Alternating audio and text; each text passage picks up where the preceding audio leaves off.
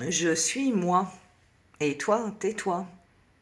J'ai dit, tais-toi, tu es toi. Pas tais-toi, te taire. Alors pendant très longtemps, oui, j'ai été plutôt du genre introverti. Enfin, limite la sauvage du village.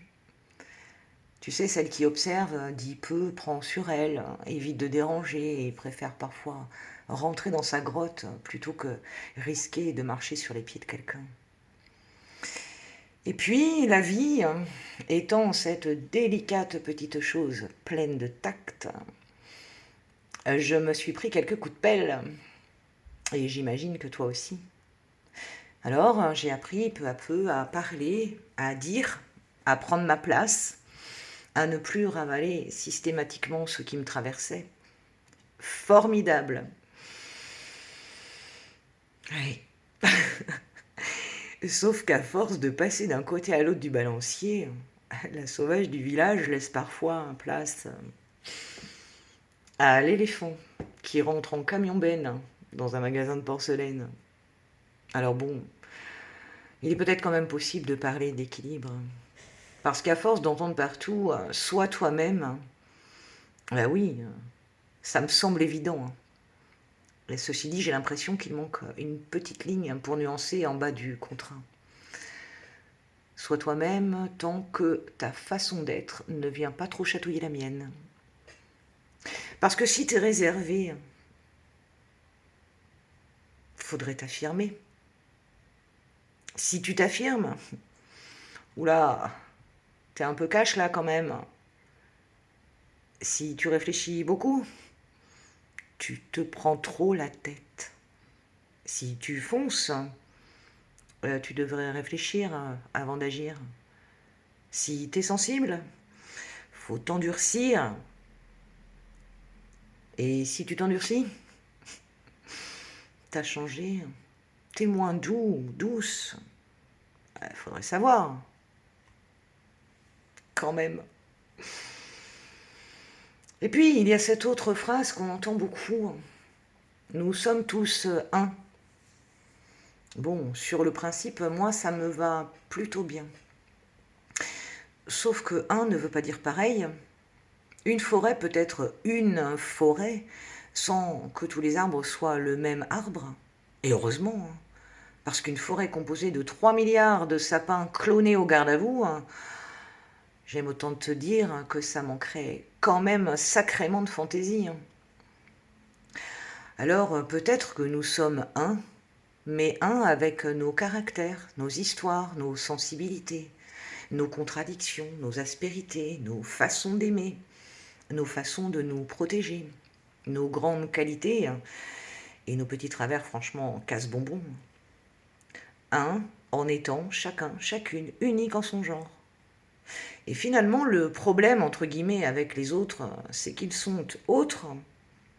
Ils ne pensent pas comme moi, ne ressentent pas comme moi, ne parlent pas comme moi, ne réagissent pas comme moi. Et moi non plus d'ailleurs, je ne fonctionne pas comme eux. Alors forcément, ça frotte. Mais être soi, ça veut dire quoi au juste? Parce que je ne crois pas qu'être authentique consiste à balancer l'intégralité de notre personnalité à 200% partout, avec tout le monde, en toutes circonstances. Parce que je peux être parfaitement moi-même au milieu du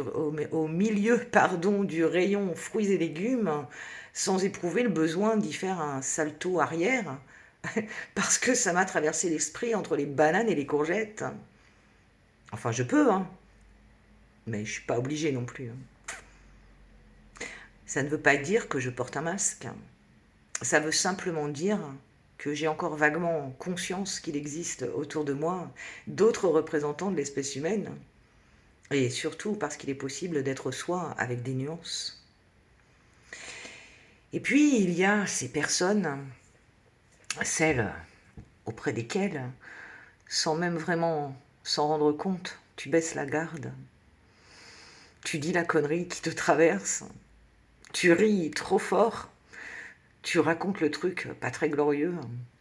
Tu peux pleurer sans chercher à avoir l'air digne. Tu montres tes contradictions, tes fragilités, tes maladresses, etc. Et parfois même ton côté complètement barré. Tu ne réfléchis plus constamment à la façon dont ce que tu dis va être reçu.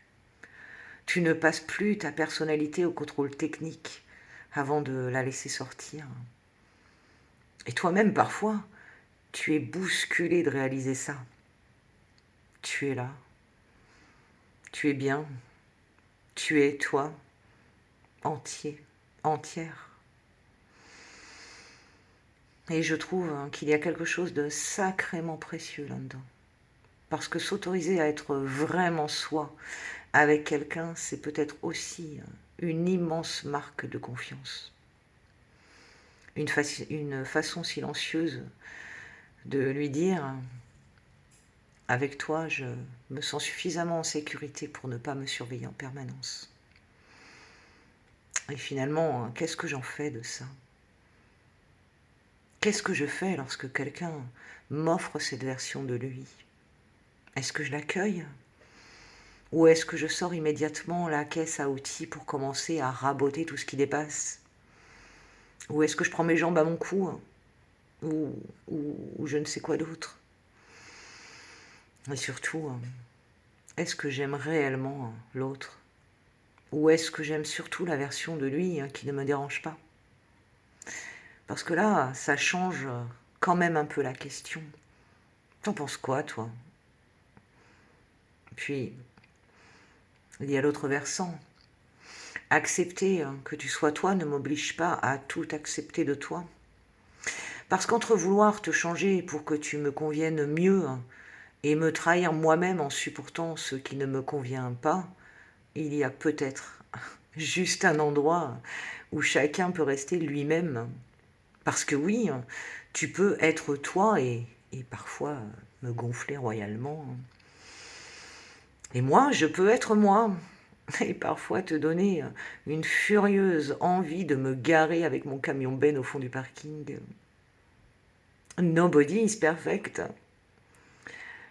Alors m'aimer tel que je suis ne veut pas dire hey, je suis comme ça, démerde-toi avec. Non, non, parce que parfois, oui, mon camion-ben mérite de rester sur le parking.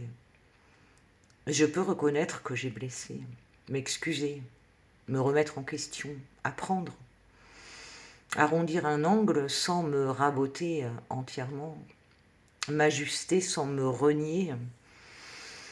Et à l'inverse, accepter l'autre tel qu'il est ne veut pas davantage dire puisqu'il ou elle est comme ça, je dois tout supporter. Bah non. Accepter qui tu es ne veut pas dire accepter tout ce que tu fais ou dis.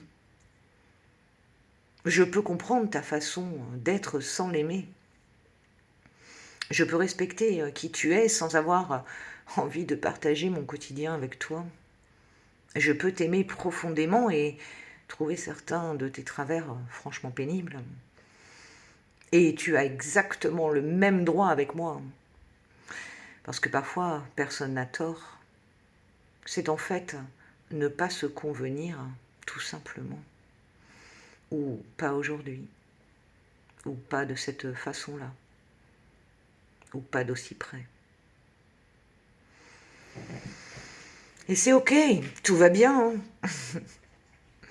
Il est possible de s'aimer sans se ressembler, de s'apprécier sans se comprendre surtout, de s'ajuster sans se déformer, d'évoluer sans devenir quelqu'un d'autre, et parfois aussi de se souhaiter sincèrement bonne route, parce que nos deux façons d'être font davantage d'étincelles que de lumière, sans coupable, sans tribunal, sans chercher lequel des deux devrait être réparé. Alors aujourd'hui, j'essaie moi de devenir une version de moi qui conviendrait à tout le monde. Je préfère apprendre à connaître celle que je suis. La sauvage, l'éléphant, et toutes celles qui vivent entre les deux. À reconnaître quand l'une a besoin de sortir de sa grotte, et quand l'autre ferait bien de garer son putain de camion-ben. Parce qu'au fond, je peux être moi sans t'obliger à m'aimer. Tu peux être toi sans m'obliger à te supporter. Et peut-être que se respecter, ce n'est finalement ni se raboter pour devenir acceptable, ni demander à l'autre de changer pour me convenir. C'est peut-être simplement pouvoir se dire « je suis moi » et toi, t'es toi. Tu es toi, pas t'es toi. Je le répète. Elle m'amuse cette blague. Et si quelque part, entre ton monde et le mien, nous arrivons à créer un endroit où aucun de nous n'a besoin de devenir quelqu'un d'autre pour être accueilli, alors là, je crois qu'il y a quelque chose de précieux à regarder. Et avec un peu de bol, il y aura peut-être même 2 ou 3 petites porcelaines à sauver. Ou pas. Bisous. Loette.